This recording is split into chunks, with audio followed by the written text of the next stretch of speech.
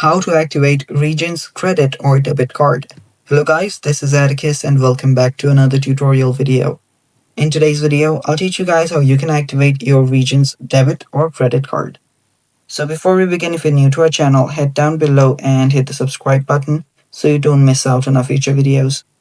Also, press the bell icon so you get notified when we release our new videos. Now let's begin. First, you will need to open up your web browser. Let me just show you guys the guide by Region Bank themselves. So to activate a card, you can simply do that by logging into your account.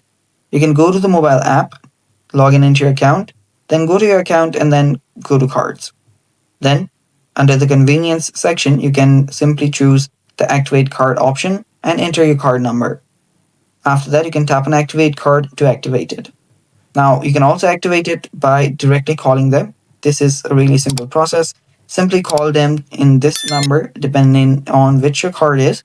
So call them and they will ask you for the information such as your card number and then your expiration date.